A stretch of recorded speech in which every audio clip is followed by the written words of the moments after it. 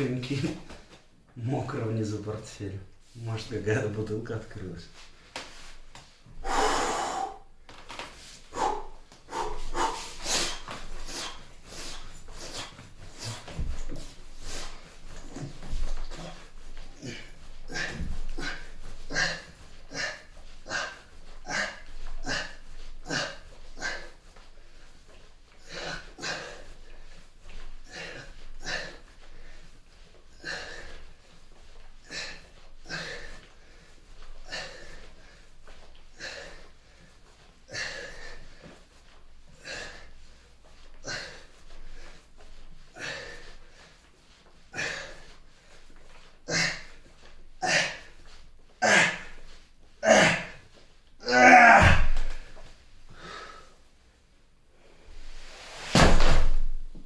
Ой.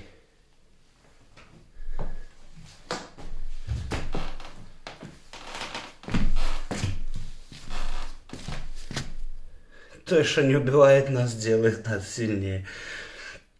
Я даже еле иду после отжиманий, хотя это упражнение на руки.